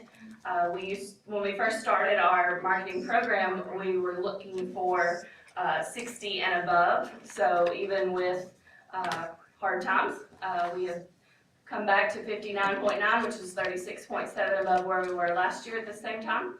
And running 12 months, so June to June, 56.9%. In our public relations activities for 2020-2021, we were featured in 184 published results. So online, paper, newspapers, any type of article that could be seen by someone in the public, and then an unreal ad value that we never ever could afford to have, and I'm not aware of anyone that has a $98 million marketing budget. We were able to host our first travel writer in over a year in May, and she included many stops on her trip, including the East Lake Shore Trail. Okay. And after she left, her theme of the visit was girlfriend getaways. She went ahead and did the 5 listed posts there. Even went out to Dead Man's Farm. She likes the quirky and the not so scary, but interesting. We even did a ghost tour with Bo Carey here in Loudon. Lots of eating, so eating and activities. Anyways, she was able to get that out of the visit already, and then she'll pursue those, pursue additional articles as well. Yes, ma'am. Oh, sorry. Marketing activities just continuing there in the fourth quarter. We do pick back up. It's slower in the winter, so April through June was $2,000 a month for our marketing activities, including search engine marketing and our Facebook ads, all to drive those visitors to visit loudoncounty.com. And you'll see in the what? Visit Loudon County. Visit Loudon County. Yes, sir, that's our website. Yeah. .com. I'm loudoncounty.com. Oh. Yeah. Mm-hmm. You'll buy it? No, Something. not particularly. Okay. The blue is 2020, orange is 21. These are actual users on our website monthly. So you'll see in 2020 where we hit that downturn, headed into March, and then how the rapid increase here in 2021 has been. There you go. La-di-da. I put a brochure in front of each of your seats for the East Lake Shore Trail. That was part of our tourism marketing grant that we leveraged with the state of Tennessee. Commissioner Tinker had been asking about those and the map was the most difficult part of the brochure because maps aren't easily drawn. So those are available at the Visitor Center at the Chamber of Commerce and at your disposal. Rachel, I had the opportunity of going down and sitting down with Mr. Gruden for about 2 hours last Friday, and I'd like to say publicly thank him and everything that's going on with the work y'all are doing, but we had a very open dialogue, honest. I've known Mr. Gruden for a long time. I respect him tremendously, and I think that we do owe him a lot of thank you for what he's trying to work for. Thank you, sir. I'll pass that along. Please do. I have a question. Yes, sir. Generally, my question concern money. I know Loudon is currently supposedly discussing their hotel motel tax. Yes, sir. Were you able to get in on that? Or are you going to get some revenue from Loudon for your tour or for your visitor bureau? They have had no discussion with myself or anyone in our house that of who it was going to go to. It's only been discussed that they were going to do it. Doesn't sound good, does it, for you? It's totally up to them. All right. Okay. Thank you. Thank you. Commissioner Shaver. Okay, guys, we could have been at this a long time ago, but here we are. State of Tennessee passed a new law this year when it took effect in May, and it says that counties that have the County Powers Relief Act, boil that down, that collect the adequate schools facilities tax, can now collect 50% of the tax at the time the building permit is issued. What brought this about, and if Chip were here, which he couldn't be, Chris Fry was gonna be here, he couldn't be, what brought this about at the legislative level is the fact that so many people have skipped out on paying their AFT because it allows people up to 3 years to pay it, which was insane when they did it, but David will remember at the time, you have 1 year, then if you haven't sold the house, you can ask for a 1 year extension. After that, you can ask for another year extension. So up to 3 years to pay your adequate schools facilities tax. So what has happened, we're about $250,000 of lost revenue for our facilities tax at this point from people that have just skipped out. The meeting's not over yet, ladies. No, please. There's a lot of important stuff yet to go. You can do it. All right. So the legislature has put this new law into place that says you can collect half of it up front. And the ideal is, well, they may skip out in 3 years before they pay the other half, but at least you got half of it on the front end. The complication of it is we have 4 jurisdictions of AFT collections. Loudon County, Loudon City, Lenore City, TRDA are issuing, they issue the building permits. Under the law, whoever issues the building permit is who has to do the paperwork. We had a little conversation about that tonight. We've not been getting the paperwork. The issuing department has to give the applicant a document that says your estimated AFT tax is, on a $1,200 house, is $1,200. You now know you owe it. Then they forward another document to Chip's office, and Chip sends them a bill. And at that time, they can say, okay, I don't want to pay it yet. I want to wait till I sell it, or till I get my CO to move in, or whatever. Or they may just send the money right on ahead. Any way it could happen. But in order for the other jurisdictions outside Loudon County, when it happens here, they send them right on upstairs to Chip's office and they pay it right there then. But when it's in the other 3 jurisdictions, they've never collected money before. So the new law also allows us to be willing to enter into an interlocal agreement with the jurisdictions to give them a percentage of the actual amount of money they collect. Not the whole tax, but the money they collect. State law says money has to be deposited, Tracy, in 3 days. So the money will have to get from the issuing jurisdiction to us, or the issuing jurisdiction will either have to set up a bank account, get the money in 3 days, and then send us the money once a week, once a month, however. That would have to be worked out in the interlocal agreement. There's some scary parts of this, as you already, I can done see the wheels rolling in everybody's head coming off of what we've just dealt with.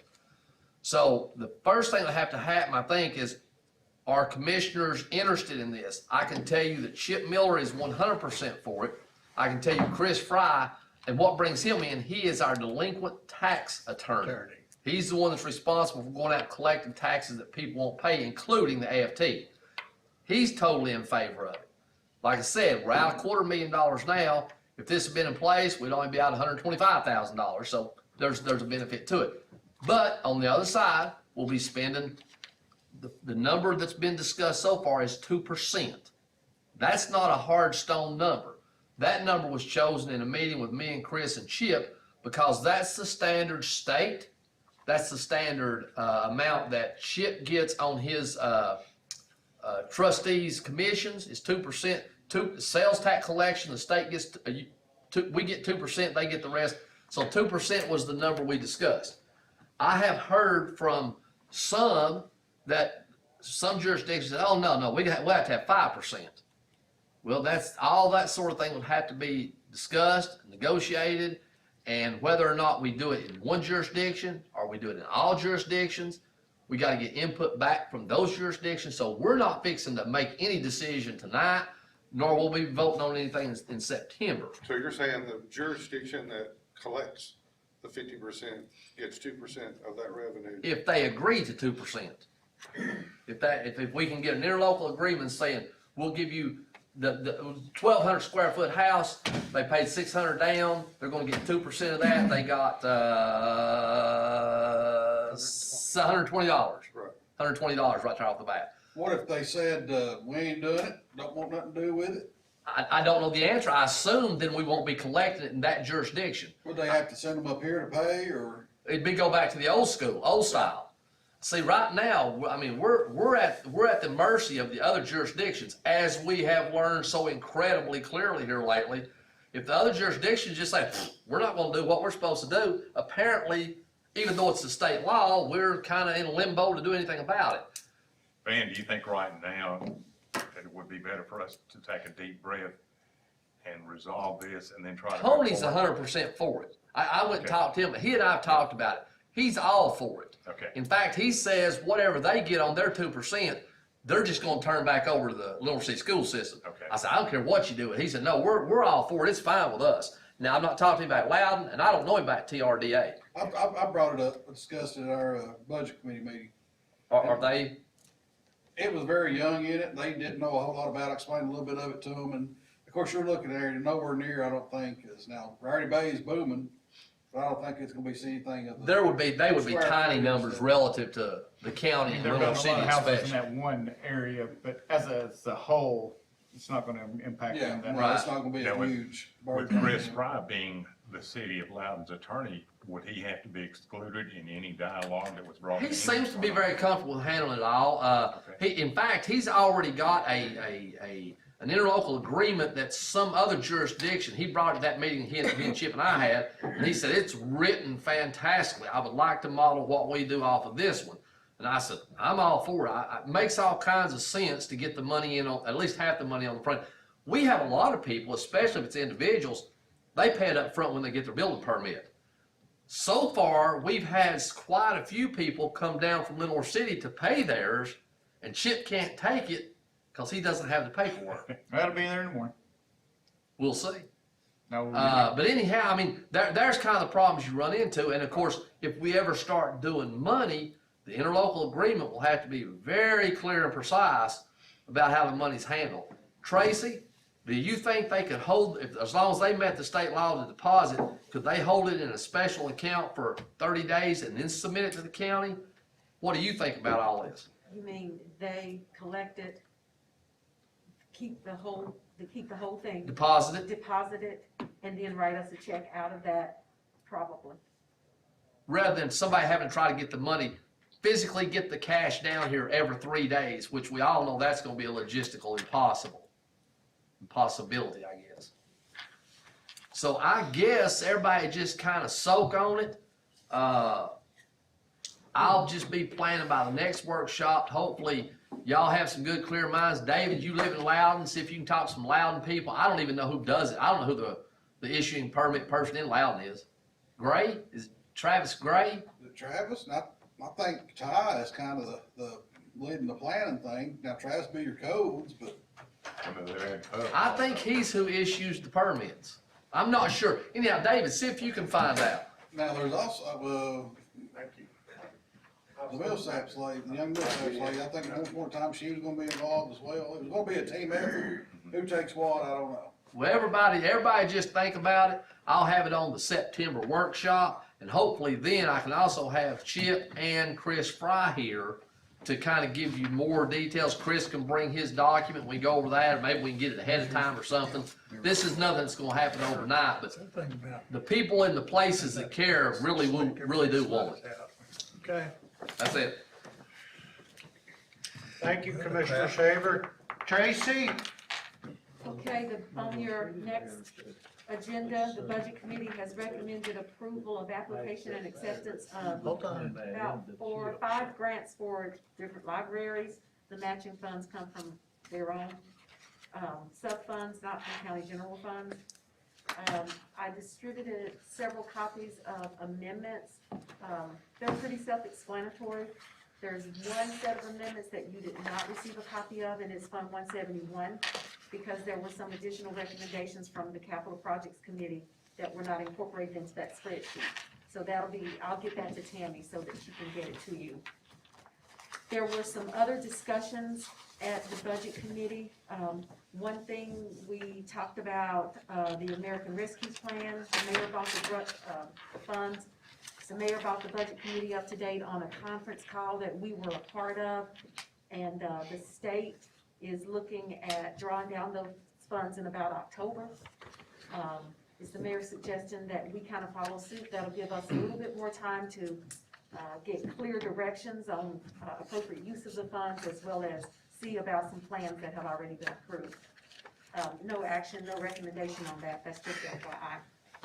The Budget Committee also discussed a health insurance premium rebate.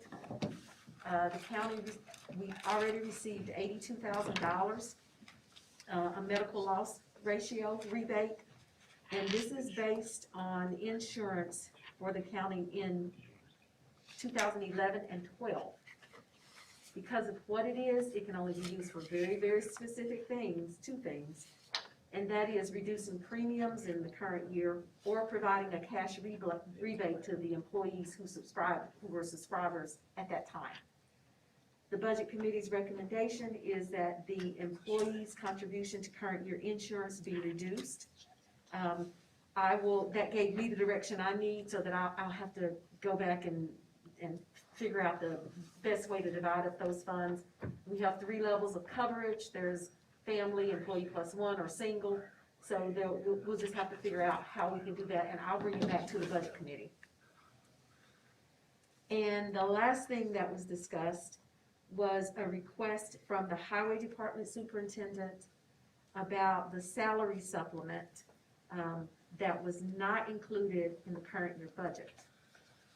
There's a statement in the appropriations resolution that was adopted that states that the Highway Department Superintendent, as well as the Sheriff, that they would not receive that supplement. I distributed copies of resolutions that were discussed. I distributed that during the recess to you. Basically, the one that was approved in 2009 rescinded the previous 2. It named the Highway Department Superintendent as the county road inspector, and it stated that he would receive the supplement amount, which is $4,915, in the fiscal year that resolution was approved, which was 08-09. And there was also a paragraph in there that stated that County Commission would consider similar funding in future years. It wasn't guaranteed, but that County Commission would consider it. And of course, the resolution that you adopted to approve the current year budget, as I mentioned previously, did not include that supplement. There was a lot of discussion. The sheriff was also there because the supplement amounts for the sheriff and the Highway Department Superintendent have been the same probably since that time, since 2009. The Budget Committee did not make a recommendation. That means we don't have to talk about it, right? Pardon me? That means we don't have to talk about it, right? It was voted 3 to 1 to pass on to the full commission. Right.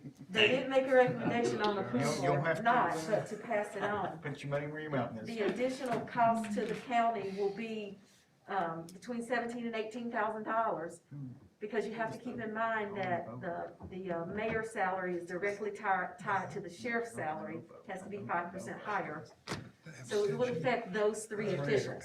Mayor, are you asking for a raise? I'm not. Was the sheriff asking I for a have raise? never and never will I ask for a raise. And I respect the heck out of that. Is the sheriff asking for a raise? He said he Sheriff didn't care. said he was not, he was there I just think based on the principle of I it. think he'd like to see it just because he's on his this close to retirement, be a little bit extra. on How much does retirement. the sheriff make currently? 101. And what's the average income of an individual in this county? Well, Half they're, that. they're not the sheriff. I understand, Okay. but He's got a lot of I responsibilities. understand, but people don't go into elected office Then you, to yeah, become but rich. well, no, that's hardly rich, and you can't we're compare different. him to just Joe citizen in the county, and what their salary $101,000 is. is Here, living like a king in this country. You got, no, it doesn't. I Yeah. think I prodded this back up on the agenda. I talked to Eddie Simpson, and a very nice telephone call, probably a month or so ago. And I got to thinking about it. Of course, we had decided, since we didn't have a workhouse and we didn't have, I'm still confused of the lettering. We referred to it as a engineer or a road inspector. Now, I'm not sure which one. Tracy, tell him what the resolution road says it's for. I know what it's for. I'm just saying that we've banded around those 2 terms. Is it engineering fee or road inspection fee? The last, resolution that was adopted, he's referred to as the road inspector. Okay, and this my thinking, mine alone, nobody gave me anything under the table or promised me anything, but, being, part of. You weren't being shady? No, I wasn't being shady, but being part of TCRS and knowing how each year your income is going to impact your potential and ability to retire, even though they are paid well. My thinking was, here are two men who have had a pretty good tenure, the sheriff's longest, and we, at the end of their tenure, their last year, decide to cut their pay. Or not cutting the state minimum pay, but cutting the money they had been receiving for whatever, how many, umpteen years.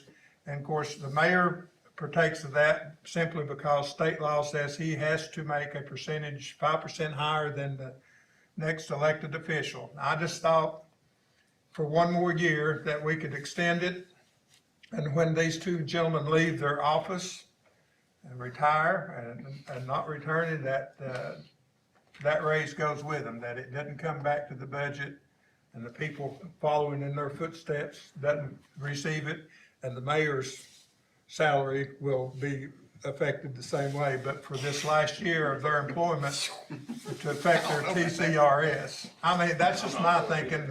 But how much is $5,000 really gonna affect their TCR? I'm like them though, it's kind of like I told Buddy though, say Nick Saban decides he's gonna retire, and oh, by the way, Nick, we're going to cut your salary by $1 million, even though you've got hundreds of millions, we're gonna cut it. It's the fact that, leaving office with a cut in pay. How much did Eddie make last year and how much he's making this year? I'd swap incomes with Eddie. No, I'm asking, how much did he make last year and how much he's making this year? He made $96,816 last year. He's making $101,811 for a $4,995 increase. So he got a pay raise. But not ours. Let me do the short version. We hashed this forever in budget. This started out in 07, 08, and the three resolutions you've got, 09 is the leading resolution. It rescinded 07 and 08. So you can throw those away, they're meaningless. So the 09 resolution is what set it up to say that the road superintendent would also now be considered the road inspector. And for his inspector job, he would be paid an additional $4,915. That brought him up to the same pay as the sheriff. There was no significant amount of money, no specific amount of money that it applied to. It was just to make he and the sheriff at the same pay. And it wasn't Eddie. That was back during Sean Giles. So it didn't even start under Eddie. So that made him equal in pay. The resolution sets right there, and it says that it'll be revisited. Loudon County Commission will consider similar appropriations in future highway department budgets. So it's not like it's set in stone. There's no TCA that requires it. Nobody was trying to cut. I mean, I would think that the sheriff would look at it that for 32 years, I was paid 5% more than I was supposed to have been paid under the state law. Mr. Simpson, for 11 years, he could look at, well, I made an extra $55,000 that I wouldn't have made without the supplement. $4,915 impact on TCRS retirement of salaries of this level, it couldn't possibly seen. And I think the sheriff and Eddie Simpson both said it's not about the money, it's the principle. Eddie said we didn't know nothing about it, didn't hear nothing about it, didn't know nothing about it. And I said, wait a minute, Eddie, you got a copy of the budget just like everybody else. No, I didn't. Yes, you did. He did. That was affirmed. He got his copy of the budget. All he had to do was open it up and see that he was getting a $5,000 raise in the supplemental wage. The jailhouse, the workhouse supplement went away last August. So, and it had been on there since 1976, and we never had a workhouse. So that's where they all came from. But the question is, if the road superintendent is no longer the Loudon County Road Inspector, right? Who is? There is no such thing. I mean, There's no such thing as a Loudon County road, there's no such thing as a road inspector. How do they decide what roads get How do they paved? decide what roads get paved? That's the and road not paved? superintendent's That's job. the road superintendent's job. The road, does it fall into, I hate. to Well, get into go this down, discussion. drive by Does Lakeview, it not needs to be fall into inspected the and roads paved. we adopt via the subdivisions that are built. It would have to. Well, listen, my whole thinking on this didn't have anything to do with, was he an inspector or wasn't he an inspector? Was there a workhouse, wasn't there a workhouse? We have been paying these people, and they have been receiving the pay, and now they are leaving office. I don't think anybody held a gun to their head to make them take it. But I'm kinda like the sheriff, talk to him, it's just kind of, you know, Just smack in the mouth or on the way out the door. on the way out the door and to do that, and like I said, that's Well, just. if you wanna do it, please, for goodness sakes, I'll never support it. God, why don't we give everybody a 5% extra, every elected official a 5% extra? Wait a minute, let me finish. But don't try to tie it to something. Don't say it's a road inspector. Don't say it's a workhouse. If you're gonna do it, say, we just wanna give more money cause they're retiring. I'm not tying this to anything, I'm just saying. That's what I'm that- saying, don't tie it to nothing. I'm just saying that, you know, out of respect for their length of service and what they've done, that Should leave their salary alone. should, you know. It increased It $5,000. increased by The $5,000. average household income in Loudon County is $58,000. I mean, it looks like it. What's the it's- average household income across the country? Or what's the average household income in New York City? Well, we're not in New York City, None of those thankfully. people are relevant to this conversation. Germaine would be the proper The word. state Germaine of would be the proper word. Tennessee decided, None. because of the census numbers, that these elected officials are getting a raise. So they're getting a raise thanks to the state of Tennessee. Right. Now, the sheriff and Eddie, thanks to us, we're gonna cut your pay. The US average salary is $31,000. Well, I mean, I know you don't wanna tie it to How many anything. of them have degrees or sheriff of the You county? just have, I mean, 55,000 we can people. pay these people any amount of money How we many of wanna pay them. We can pay them $500,000 apiece. I understand that. There's no What's top the limit average to what we sheriff's can salary pay. across the I country? understand that, but I know you don't want to tie it to anything, but in 2009, Mayor More than Hart that. and Chairman Bledsoe decided that a resolution appointing Loudon County Road Superintendent to also serve as capacity of Loudon County engineer and authorized executive. No, you're on the wrong one now. There is no engineer to the 09 one. Go to 09. That one's rescinded. See, that one got rescinded. Go to the 09 one's the only one that matters. There's no engineering at all involved in this. First of all, he's not an engineer, but That's what you've been calling it for 5 years though. I'm not calling For anything. people's- For fairness, you've been I've saying, never called it anything but a giveaway. you've been Eddie calls saying, it, no, but Eddie you've been calls saying it his he's been engineer getting an supplement. engineering supplement. No, That's sir. where people have been hearing it from. Not That's from where me, the they word- didn't. Damn. I knew what it was. But You anyhow, called it what the I'm wrong saying is, thing for 5 it doesn't matter. If y'all wanna do it, you'll do it. The majority can do what they want to. Just don't tie it to anything, and don't nobody think that we'll take it away next year. That'll never happen. That man wants it. Billy Pickle wants it if he gets elected, and Buddy's gonna cry all the way to the river if he gets his cut next year. It'll never happen to cut. See, he just like this. I'm teasing I on puts you. words in your mouth. I respect and I tries give to make Buddy a other lot of people credit for get what staying he's out of getting. this one. Tracy, how long have we been giving it to them? Now Since we got- 2009 and since You guys gotta 1976. learn. I checked and, we've been given this amount, $4,915, since about 2009. But I did go back and look into some audits, and I went back into the late 90s. And because there's a page in audit that will report on the wages of elected officials to make sure that we are meeting required minimums. And back in the late 90s, the sheriff and the highway department superintendent were receiving supplements that made their total annual wage exceed the minimums in those years. It was not always the same amount, actually. Sometimes it was a little bit different amounts, but there's been supplements consistently, as far back as I can see, it's back into the 90s. And I stopped looking at that point. The sheriff's has been fairly constant. The one that has been different is the highway department superintendent. Well, following Van's line of thinking, then I think we should get our attorney and file suit and ask for the money back. I think we give them that as a retirement No, bonus, no, let I them keep think, it. I think we need to ask for that money back. Mayor, you need to get ready to pay your money back and tell the sheriff and Now, the road superintendent that The they mayor hadn't didn't paid do for. nothing wrong with it, I mean, I nobody did know, anything but wrong. it's gonna affect him, though. I mean, they've been. But he took that money knowing They've been that paid. those other two jobs They've were been phony paid for baloney. doing something that didn't exist, and now it's time to pay the money Neither one back. of them existed. Pay it up. I mean, does that not make sense? No, I don't get You that don't- logic at all. You don't wanna give them the last year of their tenure in office, but it's A okay. non-existing bonus. But it's okay, you're okay with it the 25 years before. No. Mr. Chairman, I'd make a recommendation, we adjourn the meeting.